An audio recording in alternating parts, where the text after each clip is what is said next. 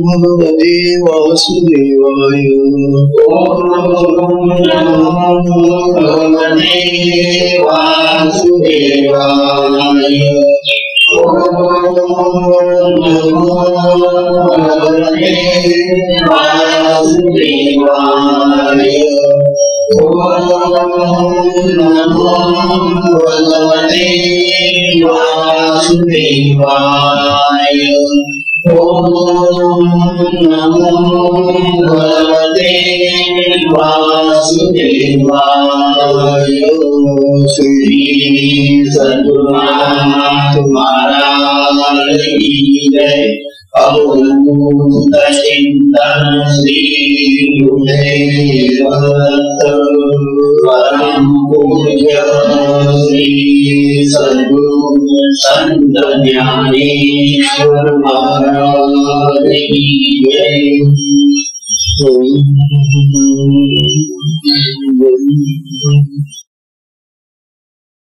ओम नारायणं पद्मभवं वसिष्ठं शक्नुंच तत्पुत्रपराशरं च व्यासं श्रुतं गौरपरं महान्तं योगीन्द्रमदाचित्यं श्रीशङ्कराचार्यस्य पद्मपादं च हस्तामलकं च शिष्यम्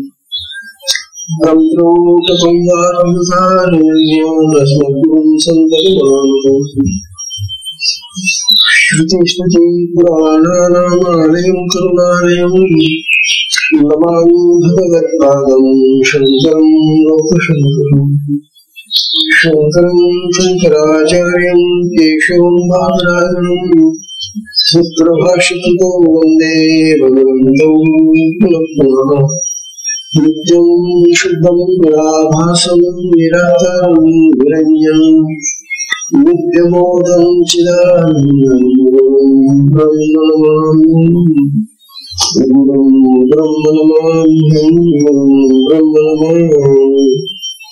ईश्वरं गुरुरात्मेति वेदविभागि व्योमवद्व्याप्तदेहाय दक्षिणामूर्तये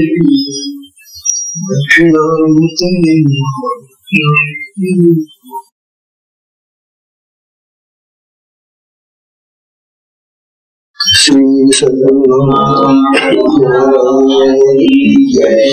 अवधूत चिंतन श्री गुरुदेव दत्त। परम पूज्य श्री सद्गुरु संत ज्ञानेश्वर महाराज।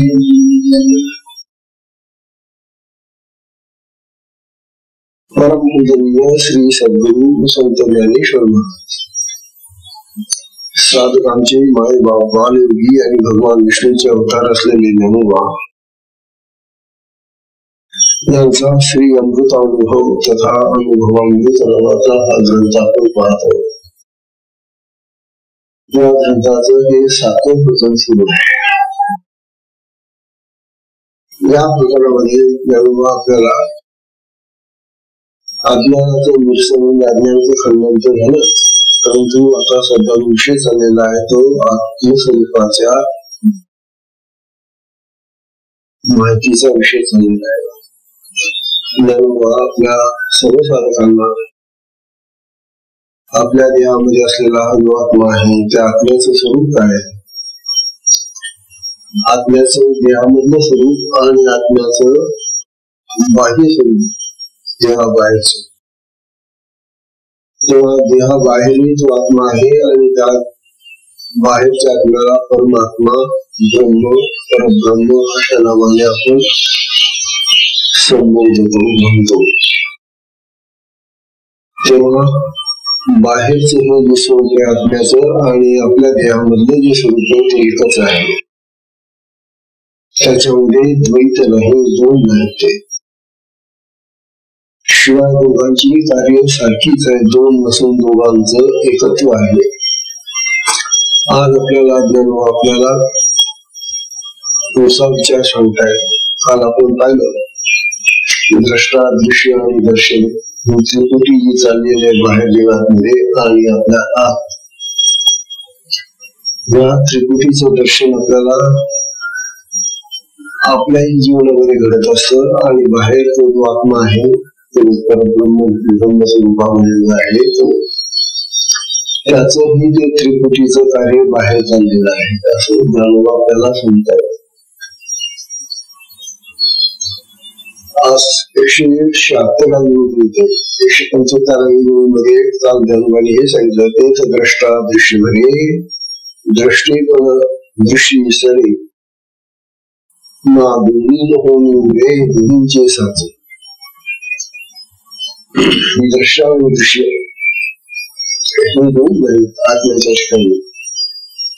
आत्मा हा सर्वत्र सर्वव्याप्त असल्यामुळे तोच आत्म्याला पाहतो आणि आत्मा त्याला पाहत असल्यामुळे तिथं द्रष्टाही आत्मा आणि दृश्यही आत्मा असा हा प्रकार आहे.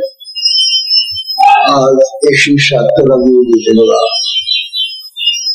अमृतानुभवाची 176 सातवं प्रकरण चाललंय. मग भलते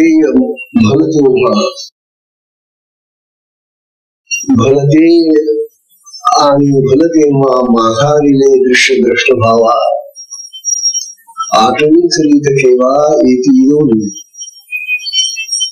तो विचार चाललेला आहे आत्मस्वरूपाचा. आपला सांगताय की हा बाहेर असलेला जो आत्मा आहे देहाच्या बाहेर ज्याला आपण परमात्मा परब्रह्म असं नाव देतो तो कोणत्याही देशात असो कोणत्याही ठिकाणी आणि कोणत्याही वेळी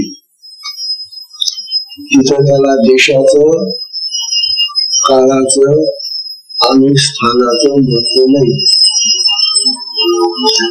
आपल्या देहामध्ये मात्र आपल्याला देहामध्येच तो राहत असल्यामुळे तसं पाहिलं तर आपल्याही देहामध्ये विशिष्ट स्थान त्याचं आहे हेही सांगता येत नाही. जसं तो बाहेर आहे ते आत्मतत्व तसंच आपल्या देहामध्ये असलेला हा आत्मराज आपल्या देहाच्या कोणत्या भागात राहतो तो देशाचं महत्व नाही स्थानाचं महत्व नाही कोणत्या काळात राहतो चाकल्य राहतो काळाचंही महत्व नाही किंवा काळ देश स्थान आदी हे जे गोष्टी आहेत त्या आपल्या स्वभावामध्ये नगण्य आहेत शून्य आहे. देश काळ स्थिती ही जी गोष्ट आहे ही अचेतन वस्तूंना आहे जड वस्तूंना आहे. परंतु आत्मा हा चैतन्य स्वरूप असल्यामुळे त्या चैतन्याला सर्वत्र सर्वव्याप्त असल्यामुळे त्याला कुठल्याही देशाचं बंधन नाही काळाचं बंधन नाही स्थानाचं बंधन नाही आणि तो द्रष्टा आणि दृश्य रूपाने तो अखंड भरलेला आहे असं ब्रह्मात आपल्याला समजायला. मग भलते म्हणजे भलत्या ठिकाणी कुठल्या देशामध्ये कुठल्या ठिकाणी माघारीने दृश्य द्रष्टा भावा त्यांनी काय केलेले दृश्य आणि द्रष्टा भावाला स्वीकारलेले. वास्तविक आत्मा द्रष्टा आपल्या दृष्टीने तो द्रष्टा आहे त्याच्या दृष्टीने तो द्रष्टाही नाही त्याच्या दृष्टीने तो जे जगत आहे ते दृश्यही नाही तोच भरलेला आहे तोच त्याला पाहतोय असं स्वरूप आहे. भलत्या काळामध्ये भलत्या देशात भलत्या ठिकाणी तोच आपले सत्ता त्याच सगळं साम्राज्य सुरू आहे. तेव्हा त्या आत्मस्वरूपाला द्रष्टाने दृश्याला आलिंगन दिलत आहे आणि दृश्याने द्रष्टाला आलिंगन दिलत आहे. म्हणजे दृश्य म्हणजे जे पाहतो त्याला दृश्य म्हणतात आणि जो पाहणारा असतो त्याला द्रष्टा म्हणतात आणि मध्ये जे असतं ते दर्शन असतं. ही त्रिपुटी आहे द्रष्टा दृश्य मध्ये दर्शन ही पाहण्याची त्रिपुटी आहे. जाणण्याची त्रिपुटी ज्ञानमय आहे. ती ज्ञाता, ज्ञेय आणि ज्ञान अशी त्रिपुटी आहे. पाहणारा म्हणजे जो जाणणार आहे त्याला ज्ञाता म्हणतात. ज्याला जाणतो ते ज्ञेय आहे आणि मध्ये ज्ञान आहे. हे समजून घेतल्यानंतर अशी ही जी त्रिपुटी आहे ही त्रिपुटी आपल्याही ठिकाणी आहे आणि त्या आत्मराजाच्या ठिकाणी बाहेरही आहे. आता ज्ञान आपल्याला असं सांगतात की आपण आपली जी त्रिपुटी आहे, आपल्या ठिकाणी जी त्रिपुटी आहे ती इंद्रियांच्या माध्यमातून, वृत्तीच्या माध्यमातून जे चैतन्य प्रसारित होत. आत्मा आपल्या देहात आहे आणि देहात असलेला हा आत्मराज वृत्तीच्या रूपाने, चैतन्याच्या रूपाने, शक्तीच्या रूपाने आपल्या डोळ्यात येतो आणि डोळ्याच्या माध्यमातून आपण पाहतो आणि मग जे पाहतो त्याला दृश्य म्हणतात, त्याला ज्ञेय म्हणतात. आणि हा जो पाहणारा आहे तो दृष्टीने पाहतो. दृष्टी डोळ्याची वृत्ती आहे.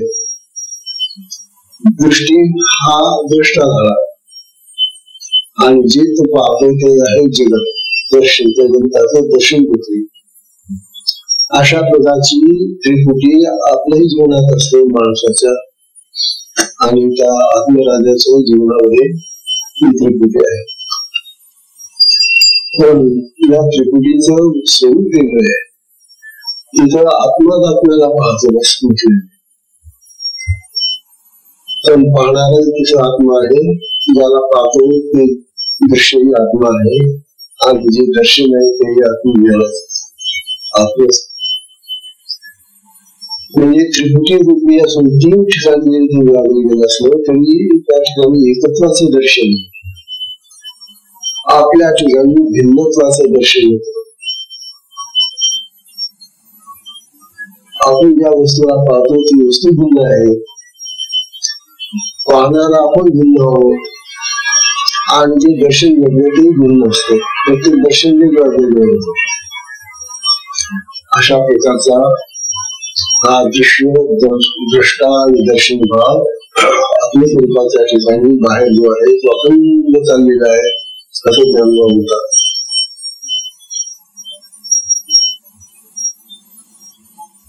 तेव्हा हे जे दृश्य दर्शनाचं चेतनेचं कार्य आहे हे आत्म्याच्या ठिकाणी कसं चालतं आणि आपल्या देहाच्या ठिकाणी कसं चालतं हा भाव सांगतो.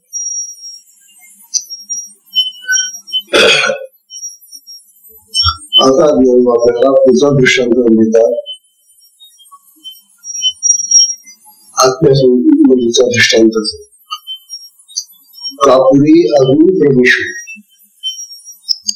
कापुरी अग्नि परमेश्वर ही अग्नि घातला होत असो, ही अग्नि घातला होत असो.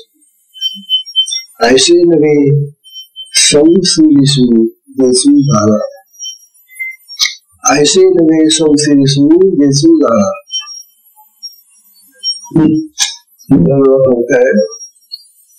काय मजा आहे त्यांची त्रिपुटी पा कशी दृश्य आणि दृष्ट त्यांचं स्वरूप कसं आहे. आत्म्याचं दृश्य द्रष्ट्यामध्ये विलीन झालं काय, दृश्य द्रष्ट्यामध्ये विलीन झालं काय, दोन्ही नाही. तशाप्रमाणे उदाहरण देतात. कापुरी अग्नि प्रवेश, कापूर आहे आणि या कापुरामध्ये अग्नी शिरला, आग शिरली आणि जाऊन कसं करून टाकेल कापुराला. म्हणजे हा जो अग्नी, तो अग्नी कापुरामध्ये गेल्यानंतर त्या कापुराला तो कापूर संपल्यानंतर तो अग्नी समाप्त होऊन जातो. हे दोघे गेले, द्रष्टा आणि दृश्य गेले.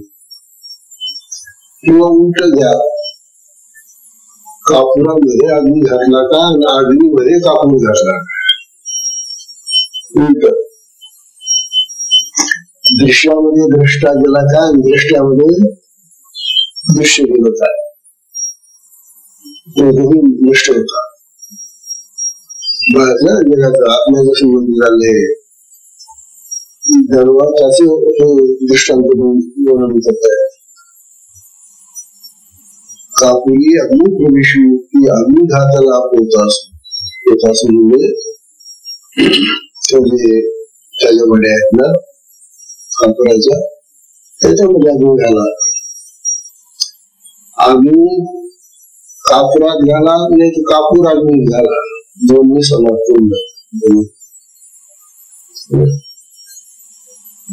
तिथे जशी समाप्ती आहे कापुराची आणि अग्नीच्या दृश्य दृष्ट्या भावनामध्ये, तशी आत्म्याच्या दृष्टांत कशी भावना समाप्ती नाहीये.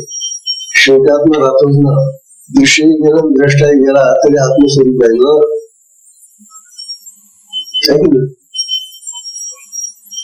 इथं या दृष्टांतांनी आपल्याला त्यांनी सांगितलं दृष्टा आणि दृश्य दोन्ही गेले,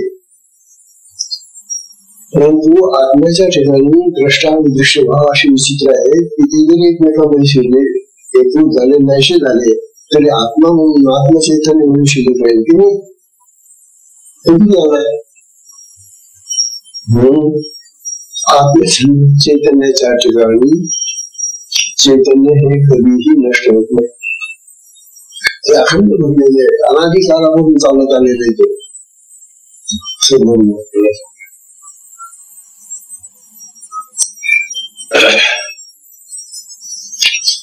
असा अध्याय आपल्याला म्हणतात.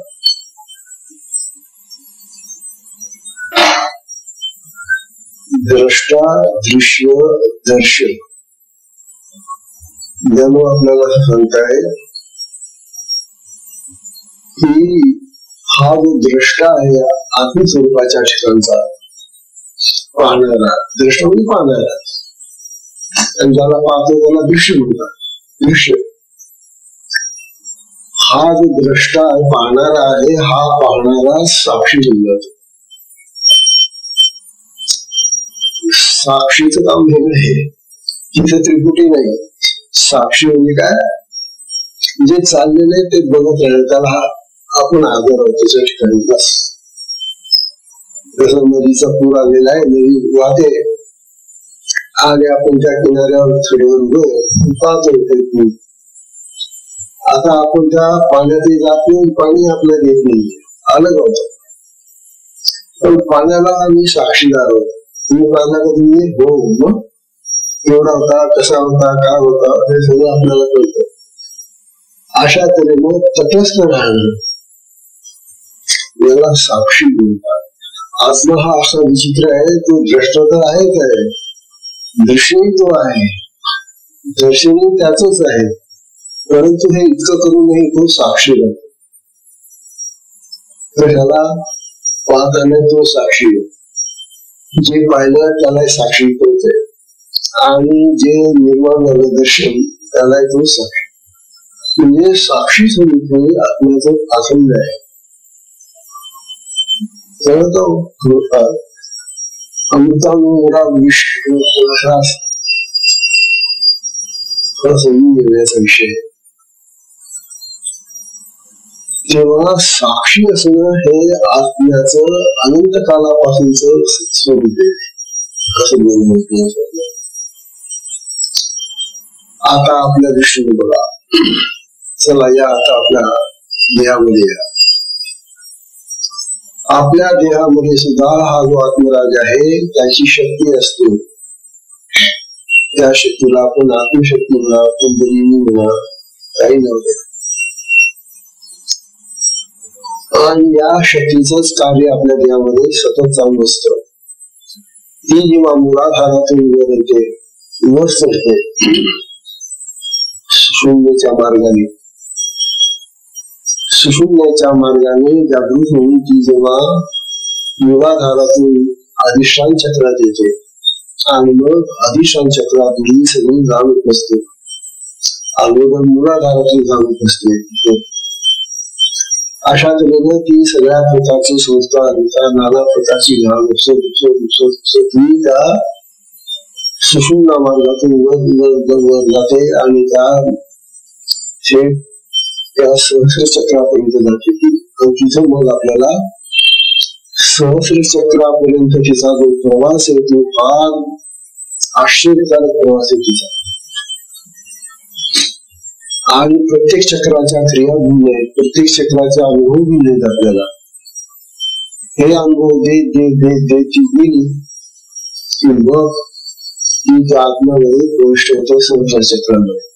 आणि तिथं मग आम्ही शक्ती आणि शक्तिमान ही जी शक्ती आहे ती शक्ती कुंडलिनी आणि तो जो आत्मराज आहे तो दोन्ही एकत्र होऊन जातो. आणि ही जी एकरूपतेची अवस्था असते समाधीची ती साक्षीची अवस्था आहे. त्या ठिकाणी आम्ही साक्षी आहोत. साक्षी म्हणजे आम्ही जिवंत आहोत. जिवंत असून आम्हाला ज्ञान आहे समाधी बरोबर आहे. श्वास नाहीये, रक्ता विसरण नाही, काहीच नाहीये, देहाचं भान नाहीये, तरी सुद्धा आम्ही द्रष्टी आहोत. म्हणून समाधीमध्ये असलेले जे सत्पुरुष असतात बसलेले ते साक्षी स्वरूपाने पाहत असतात. जसा तो आत्मा दृश्य दृष्टा दर्शन दोन नंतर साक्षी राहतो, सगळं पाहत राहतो सगळं, तसा हा आत्मा साक्षी स्वरूपामध्ये आमच्या देहामध्ये समाधीच्या अवस्थेमध्ये आम्हाला साक्षी भावाने सापडतो. आता ज्ञानभावाला असं सांगतात की आमच्या देहामध्ये जेव्हा असा साक्षी भाव येतो बघा, त्यावेळेला तो समाधी लावणारा साधक आहे, सत्पुरुष आहे, तो सिद्ध महात्मा होतो. त्याला सिद्ध म्हणतात, त्याला सिद्धी झाली. आता समाधी ही शेवटची अवस्था आहे साधनेची. आणि साधनेच्या पुढच्या सगळ्या अवस्था ज्या आहेत त्या आत्मज्ञानाची अवस्था आहे, ज्ञान अवस्था आहे. परंतु आता ही साधना पूर्ण झाली, साधनेची सिद्धी झाली, साधना सिद्ध झाली यांच्या. म्हणून ज्या सत्पुरुषाला असा द्रष्टा भाव प्राप्त होतो तो सिद्ध महात्मा होतो. आपण सगळं सिद्ध महात्मा साधन करा. साधनेनं हे सगळं शक्य आहे. साधनेनं आम्हाला सिद्ध सत्पुरुष होता येतं असं ज्ञानवाद आपण असते. त्यानंतर त्याच्या खालची अवस्था सिद्ध अवस्थेमध्ये तो साक्षी स्वरूपात असतो. त्यानंतर ज्या वेळेला तो भोगाच्या इच्छा, वासना, कामना शिल्लक राहिलेल्या आहेत, शक्तीचं कार्य करून घ्यायचे. आता देहामध्ये कुठल्या तरी चक्रावरती कार्य सुरू आहे, परंतु ते कार्य सुरू झालं असताना ती कार्य तर करते विचारी, परंतु आमच्या वासना, इच्छा, कामना शिल्लक राहतात. आणि म्हणून साधने म्हणतो आपण की आम्हाला असं पाहिजे, तसं पाहिजे, तसं पाहिजे, तसं पाहिजे, तसं पाहिजे. म्हणून ही जी अवस्था आहे आमची ती भोगत्याची अवस्था आहे. भोग चाललेली असतात. तर कामना, वासना, इच्छा असल्याशिवाय भोग घडत नाही. जो पण आमच्या मनामध्ये कामना आहेत, वासना आहेत, इच्छा आहे, त्यावेळेला इंद्रिय आणि इंद्रियांचे जे विषय आहेत त्यांचे भोग होतात. म्हणून ही जी अवस्था असते आमची ती भोगत्याची अवस्था आहे असं म्हणून आपलं असतं. आणि मृत्यू लोकांमध्ये या भोग अवस्थेच्याही खाली माणसं आहे.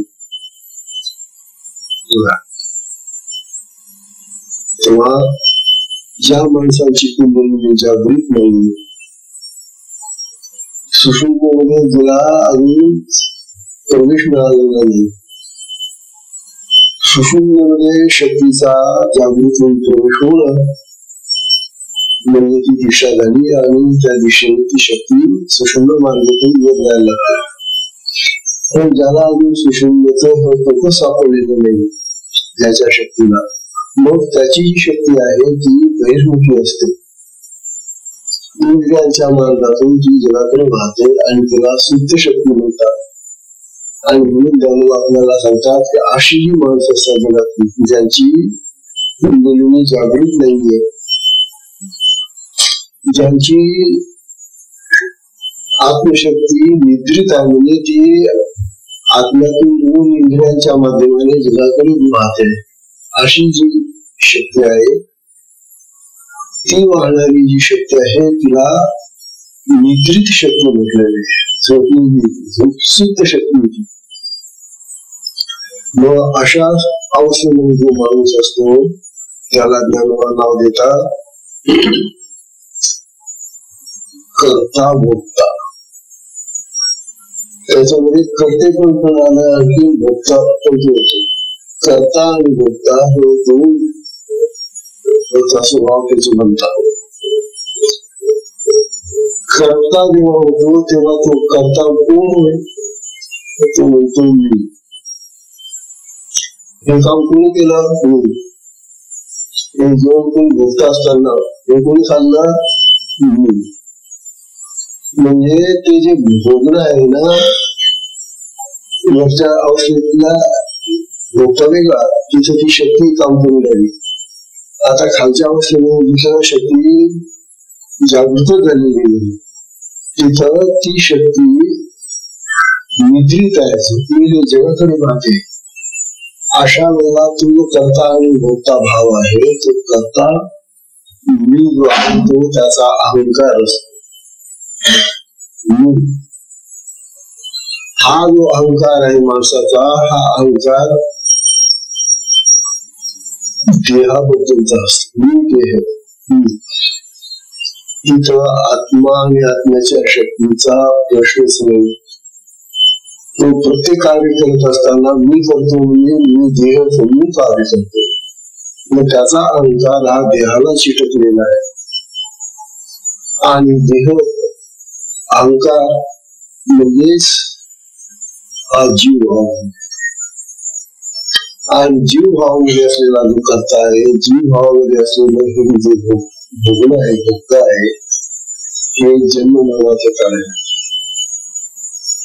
त्याच्याने पुढे आम्हाला मृत्यू होतो आणि मरताना आम्ही त्यावेळेला जी वासना असेल त्या वासनेप्रमाणे पुन्हा जन्म येतो. अशा प्रकारचा हा 3 प्रकारचा सिद्धपणा ज्ञानवानी सांगितला. पहिला जो सिद्ध आहे तो कसा महात्मा आहे, सिद्ध महात्मा म्हणजे तो द्रष्टा भाव, साक्षी भावाचा.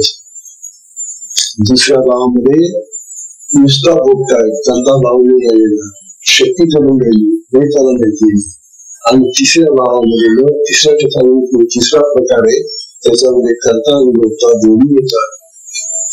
अशा प्रकारचं हे निवड, अशा प्रकारचं हे माणसांमधलं विश्लेषण ज्ञान आपल्याला स्पष्ट करून करतायत. तेव्हा हे साधकांना तुम्ही निवडा आता शोधायचं ते तुम्हाला त्या सिद्ध अवस्थेत जायचं का पहिली अवस्था समाधीची. त्या अवस्थेत जर जायचं असेल तर तुम्हाला समाधीपर्यंत जायलाच पाहिजे. दुसऱ्या अवस्थेमध्ये तुमची शक्ती आता तुम्ही साधना करता, तर ही दुसरी अवस्था सुद्धा साधनेची अवस्था, साधनेची अवस्था आहे. आणि तिसरी जी अवस्था आहे की आम्ही नेहमी पाहतो, मी खातो, मी घेतो. अशा प्रकारच्या ह्या माणसांमध्ये 3 अवस्था निर्माण होतात.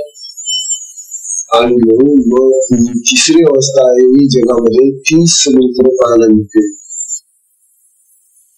आम्ही म्हणतो साधना करणारे तेही जर साधनेमधून लक्ष काढून घेऊन जगाकडेच लागले, साधनेला विसरले, शक्तीला विसरले, गुरुला विसरले, ते सगळं विसरत गेले आणि केवळ भोगवादी बनले की मग तेही कर्ता आणि भोगता होऊन जात. साधक जेव्हा कर्ता आणि भोगता होतो तेव्हा त्याच्या साधनेचं झालं काय? मग तेव्हा तिथेच प्राप्त झालं.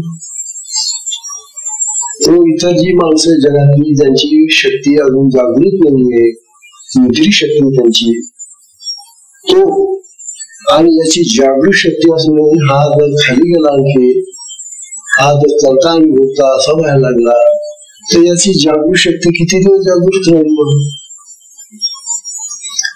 मग याची शक्ती गुरुने जागृत करून दिली असताना ती गुरुनी शक्ती सुषुम्नेमध्ये वर चढत असताना सुद्धा हा जर घसरला, याने जर साधना केली नाही, तर ती वर चढेल कशी, जाईल कशी काय वरची शक्ती?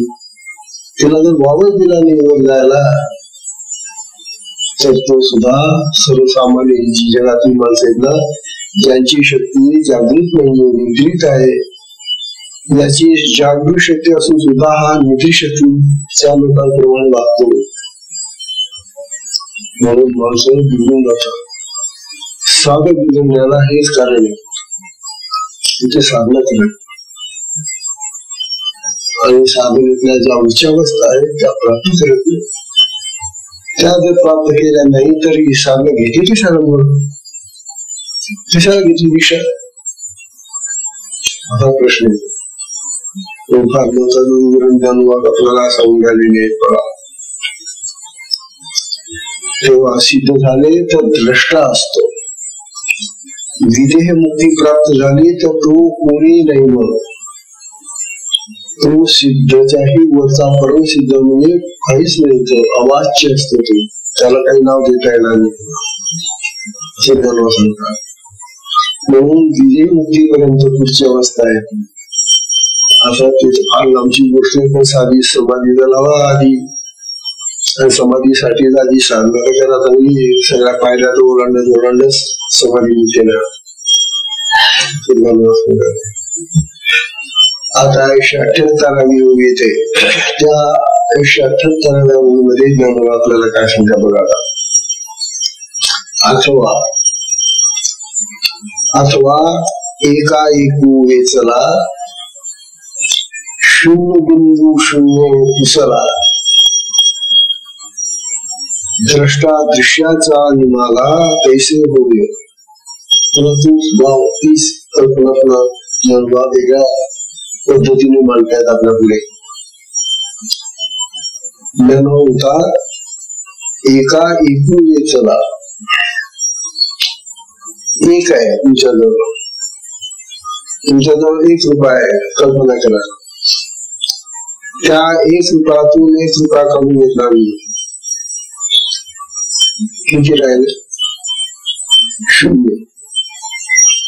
एकातून 1 वजा केला, काय राहिलं? 0 राहिलं. ते समजलं यामुळे एका एकू वेचला, एकातून 1 काढून घेतला, वेचला मी काढला, मग 0 बिंदू राहिला. 0 राहतो, काहीच नाही. 0 पुशीला, ते 0 पुसून टाकलं. 0 पुसणार हा वेगळा असेल ना. पैसा तुम्ही म्हणाल आमच्याजवळ आता 0 नाव आणि ते कसं पुसलं जाईल? 0 म्हणतात शून्याचा बिंदू पुसला,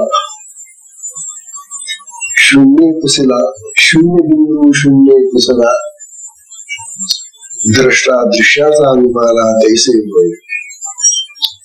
आमच्या ठिकाणी द्रष्टा आणि दृश्य गेले ती 0 जात असेल, आणि त्या 0चा बिंदू गेला रे गेला. 0 म्हणजे टिंब आहे ना. आपण एखाद्या अक्षरावर 0 देतो वर, ते 0 असतं. ते 0 पहा मोठं विचित्र आहे. आपल्या सगळ्या गणिताची सुरुवात 0तून आहे. 0पासून सुरुवात होते, पण हे 0 फार विचित्र आहे. 1 काढला आणि एकावर 1 0 दिलं की 10 उरलं चालू. दुसरं 0 दिलं की 100 झाले. मग चालू वाढत, म्हणजे अंकांचा भाव वाढत जातो, अंक बदलत जातात 0ने. आता एकाच्या अगोदर 0 आहे, तर एकाला भाव आला का? इथे शून्य दिलोय, एकाच्या अगोदर शून्य दिला मी, आधी शून्य दिलं नंतर एक आला, किती वाढलं? एकाचा काही भाव वाढला का? आणखी त्या शून्याच्या आणखी मागे पुन्हा शून्य दिलं, वाढा इकडे शून्य, किती वाढवा आता? त्या एकाला 23 वाढली. शून्यच आहे, शून्यच आहे, परंतु ते शून्य कोणत्या जागी तुम्ही दिलेलं आहे त्यावर त्या शून्याचं महत्व आहे ना. मग तुम्ही एकावर शून्य द्या, 5 शून्य पुढे द्या, 10 द्या, तितकी किंमती वाढतील, तितके महत्व वाढेल. आणि त्याच्या अगोदर दिलेली किती द्या, तो किती आकडा घाला तुम्ही, आणि त्याच्या मागे किती शून्य द्या, तुम्ही केवढा जरी आकडा घातला तरी त्या आकड्याच्या किमतीमध्ये काही फरक पडत नाही. असं हे जे शून्य आहे ते शून्य मोठे चमत्कारिक आहे. एका ठिकाणी तर ते त्याचा भाव वाढवतं, त्याची गंठी वाढवते, त्याची किंमत वाढवते, आणि एका ठिकाणी किती शून्य दिली तरी त्याची काही किंमत होत नाही, वाढत नाही. असा हा शून्याचा स्वभाव आहे. तात्पर्य असं तर आपल्या ठिकाणी आता आपल्याला शून्यता यायला पाहिजे, शून्य व्हायला पाहिजे. आपण मग हे शून्य कुठे यायला पाहिजे ते सांगा. जसं काय एकाच्या पुढे दिलं की त्याला महत्व आलं, मागे दिलं की गेलं, काही महत्व नाही. तसं आपल्या जीवनामध्ये शून्य महत्वाचं जर असेल तर ते शून्य कुठे द्यायला दिलं असताना त्याला महत्व येईल असं ज्ञान विचारतात आपल्याला. तर आपल्या जीवनामध्ये शून्याचं जे महत्व आहे ते शून्याचं महत्व त्या आत्मस्वरूपाच्या ठिकाणी घेत चला. आत्मदृष्ट आहे, त्याच्या पुढे शून्य, त्याच्या पुढे दुसरं शून्य. अरे वा, तो दृष्ट वाढत चालला ना, हो तो खूप पाहिजे. आता दृश्य आहे आत्म्याचं, त्याच्या पुढे टिंब, त्याच्या पुढे टिंब, त्याच्या पुढे टिंब, ते दृश्य मोठं होत चाललं. तेव्हा दृश्य आणि द्रष्टा यांचं महत्व, यांचा विस्तार शून्याने पुन्हा वाढत जातो. शून्य शून्य गेलं की, आणि इकडे किती शून्य दिले तरी वाढत. तात्पर्य असं की शून्य याला किंमत आहे, परंतु ते कुठे ठेवतात त्याच्यावर त्याची किंमत आहे. तेव्हा शून्याचा हा जो विस्तार आहे, शून्यामुळे जी किंमत आहे, शून्यामुळे जे महत्व आहे ते ओळखा. आणि म्हणून शून्य ठेवताना कुठे ठेवायचं आणि कुठलं शून्य पुसलं असताना काही बिघडत नाही ते ठेव, असं ज्ञान म्हणतात. ज्ञानोबंधने की एकातून एक वजा केला तर शून्यच राहत, आणि त्या शून्याचा बिंदू पुसून टाकला की मग तो द्रष्टाही नाही, दृश्यही नाही. त्याची आठवण होऊन जाते द्रष्टा दृश्याची, आणि ते दोघेही राहत नाही, द्रष्टाही नाही, दृश्यही नाही, कारण शून्य पुसून टाकलं तुम्ही. म्हणून आपल्याला ही गणितातील शून्याची महत्व सांगतायत. शून्य बिंदू शून्य कुशीला असं जे म्हटलेलं आहे ते एवढ्यासाठीच म्हटलेलं आहे की द्रष्टा आणि दृश्य भाव निवाला नाहीसा झाला की मग हे शून्यातून शून्य गेलं असं होत. वेदांत शास्त्र म्हणतात वास्तविक शून्य नाहीच आहे आरंभी. बाकीचे इतर जे शास्त्री आहेत, बुद्ध लोकांचं जे शास्त्र आहे ते म्हणतात की जनता शून्य होत आणि मग शून्यातून हे सगळं विश्व निर्माण झालं. शून्यातून काही निर्माण होऊ शकत नाही, कारण शून्य म्हणजे काही समजलं. शून्यातून कसं काय निर्माण होईल? काही असलं तर त्याच्यातून काहीतरी निर्माण होत. जिथं काहीच नाही तिथं त्याच्यातून काय निर्माण होणार आहे. म्हणून शून्यातून जगाची निर्मिती होत नाही. जगाची निर्मिती काहीतरी अस्तित्वात असल्याशिवाय, काहीतरी असल्याशिवाय निर्मिती नाही. आणि म्हणून आपलं वेदांत शास्त्र जे आहे ते परब्रह्माची अवस्था म्हणतो. प्रारंभाला परब्रह्म आहे, तेच एकटं एक होत आणि त्याच्यातूनच मग ही सगळी निर्मिती झाली, असं आपल्याला ज्ञानोबाई या ठिकाणी सांगून द्यावी.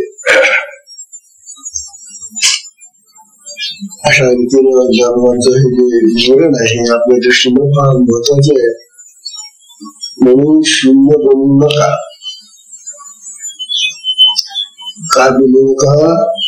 शून्य बनवू नका. आणि शून्य जर तुम्हाला पाहिजे असेल तर कुठे ठेवा?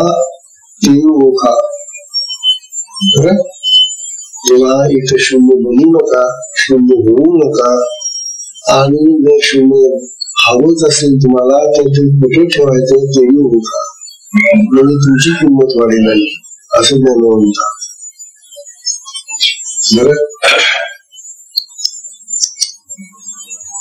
ब्रह्म हे अनंत आहे, परब्रह्म अनंत आहे, आदी आहे ते सगळ्यांच्या. बरं, नंतर या ब्रह्माला जो जाणतो, या आदी ब्रह्माला जो जाणतो, या आदी ब्रह्माचा जो ज्ञानी आहे त्याला ब्रह्मवेत्ता म्हणतात. आणि जो ब्रह्मवेत्ता असतो तो ब्रह्माला जाणणारा होतो, असं निर्माण होतं. अर्थात ब्रह्माला जाणणारा आणि आत्म्याला जाणणारा एकच आहे, त्याच्यामध्ये भेद नाही. तेव्हा ज्ञानोबाचा पुढचं आणखी दृष्टांत देत आहेत समजण्यासाठी. बघा, दृष्टादृश्य हे दोन्ही संपले तर काय होतं. 179 येते. किंबहुना आपल्या प्रतिबिंबा झोंबल्या, झोंबी सकटाटल्या जाई जे जे. आता हा दृष्टांत सगळा सोपा आहे.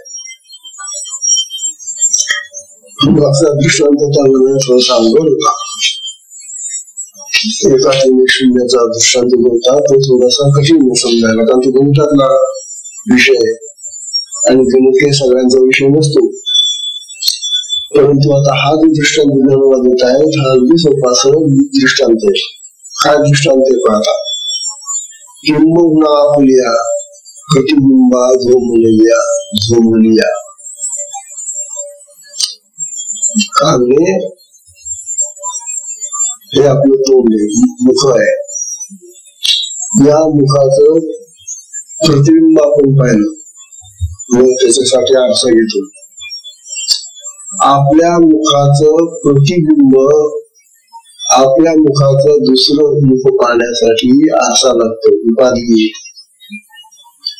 उपाधी रूपी आरसा घेतला आपण हातामध्ये आणि मग त्यात आपण तोंड पाहिलं की लगेच आपल्या तोंडासारखं दुसरं तोंड त्या आरशात दिसतं. त्याला प्रतिबिंब म्हणतात. हे बिंब आहे. हे जे मुख आहे याला बिंब म्हणायचं. आणि आरशात दिसलेलं जे दिसतं ते या बिंबाचं प्रतिबिंब आहे. बिंब आणि प्रतिबिंब असं स्वरूप प्रगट होतं आपल्या मुखाला. आता आपल्या ज्ञानाला असं उदाहरण देतात की आपल्या प्रतिबिंबाला आपण झोंबलो, म्हणजे त्याला बिलगलो.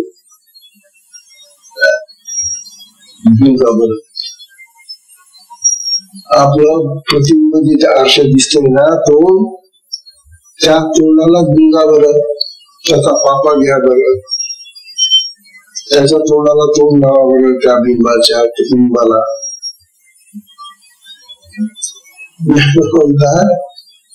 प्रतिबिंबाला तुम्ही बिलगला, झोंबलं म्हणजे काय पकडले त्याला. तर त्या ठिकाणी तुम्हाला बिंब आणि प्रतिबिंब दोन्ही एकरूप जर झाले तर तुमचं दृष्टिकोनच नाही समजत, पाहणं बनून गेलं. कारण त्यावेळेला तो आरसा काढून द्यावा लागेल. आरशामुळे प्रतिबिंब आलेले आहे, उपाधी. आरसा जर काढून घेतला, तुम्ही चालले त्या प्रतिबिंबाला पकडायला.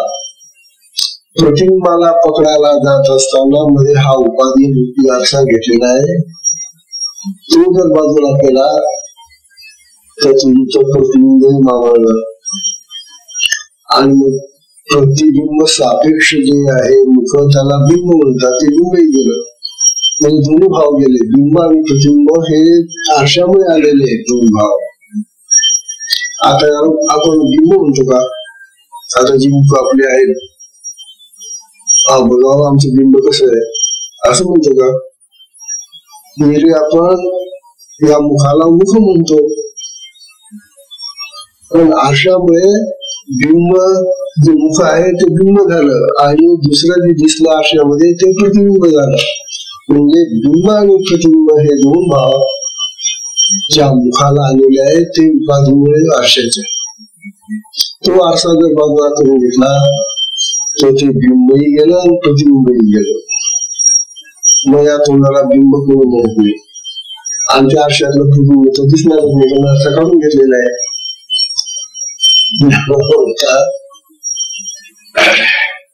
किंबहुना आपल्या प्रतिबिंबात घुमवल्या झोंबी सकट आठवण्या जाई जे ती जी तुम्ही झोंबी घेतली, जे आलिंगन दिले त्या बिंबाला प्रतिबिंबाला,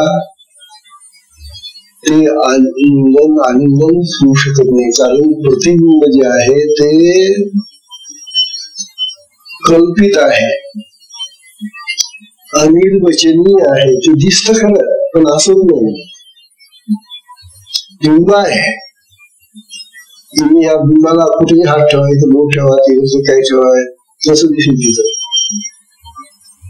तुम्ही बोट इथे ठेवता, ते त्याच्यात पाहता. वास्तविक ते बोट तुम्ही प्रतिबिंबावर ठेवले नाहीये, तुम्ही बिंबावर ठेवता म्हणून प्रतिबिंबावर दिसत ते. म्हणून प्रतिबिंब हे केवळ तुमच्या बिंबाची नक्कल आहे. आणि ती नक्कल कशामुळे झालेली आहे? आरशामुळे. तो नक्कल करणारा आरसा जर आम्ही बाजूला करून टाकला तर प्रतिबिंबही गेलं आणि बिंबही गेलं. असं हे स्वरूप आहे. तसं द्रष्टा आणि दृश्य हे जे आहे हे आम्हाला दृश्य आणि द्रष्टा बिंब प्रतिबिंब सारखे आहेत. आणि बिंब प्रतिबिंब न्यायाने आम्हाला द्रष्टा आणि दृश्य जर आम्ही असं मानू लागलो तर याची उपाधी काय? उपाधी म्हणजे हा डोळा.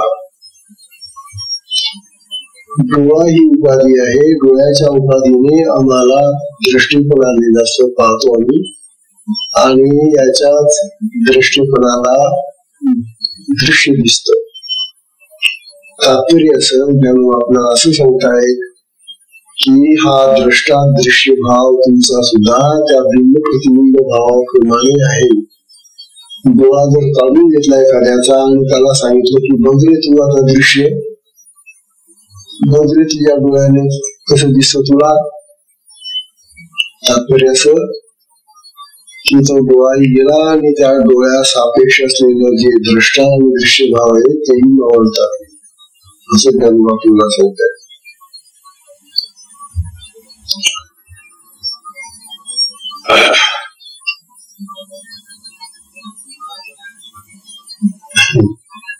आपल्याला आता हे आपल्या बाजूने सांगतायत. आपण जे साधक आहोत, आपल्या साधकाच्या अवस्थेमध्ये आपल्याला हा दृश्य आणि दृष्टा भाव जेव्हा आपल्याला असतो त्यावेळेला डोळा काम करत नाही. किंवा आत्मस्वरूपाच्या बाबतीमध्ये आम्ही जेव्हा समाधीमध्ये असतो तेव्हा समाधीमध्ये सुद्धा आमचा द्रष्टाभाव असतो. आत्मा आहे, आत्मद्रष्ट आहे, आणि आत्मद्रष्ट असल्यामुळे आत्म्याचं जे पाहणं आहे ते डोळ्याच्या माध्यमातून तो पाहतो. आत्म्याला डोळा लागत नाही पाहायला, आणि आत्म्याला डोळेच नाही.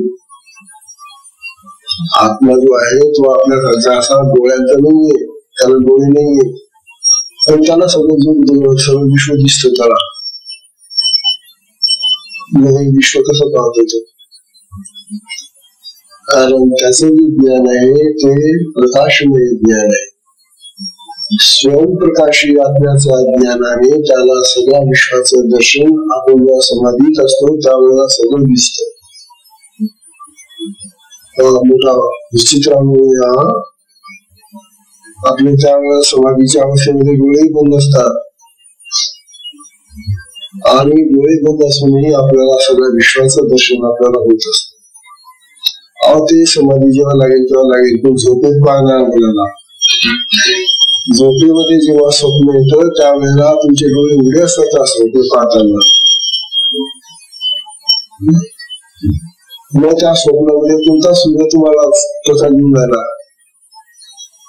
आणि अशी चित्र दिसतात होती सगळी हुबेहूब, जशी आपण जागृतीमध्ये पाहतो सगळे हुबेहूब तसं चित्र दिसत. आता जे तुम्ही स्वप्नामध्ये जे पाहून राहिलात की तुम्ही आता गावाला चाला, तुम्ही ते स्टँडवर गेला, तुमच्या भोवती तुमची बॅग येईल, ते हे ते बरोबर आणखी एकदम पोरं आहे तुमच्या बरोबर चालले, तुम्ही लग्नाला कुठे चालले, स्टँडवर गेले. आता हे जे तुमचं चांगलं आणि बॅग घेऊन जाणं आणि बरोबर घेऊन जाणं, हे सगळे स्टँडवर जाणं, हे जे तुम्हाला प्रत्यक्ष दिसून राहिलं झोपेमध्ये, हे काय डोळे आणि पाहून राहिले की तुम्ही कुठल्या प्रकाशात पाहून राहिला सांगा तुम्ही? त्यावेळेला डोळे तर बंद आहेत झोपेमध्ये. तेव्हा हे जे डोळे आहेत ते हे डोळे नाही.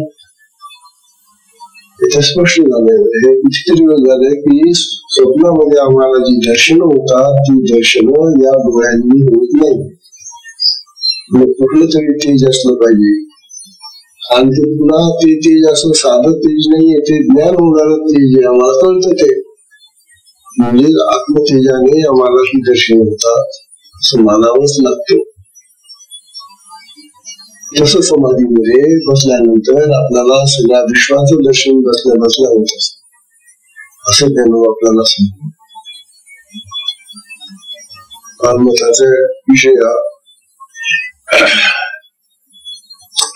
अशा तऱ्हेने हा 179 मूवीचा भाग त्यांनी आपल्याला सांगितलेला आहे.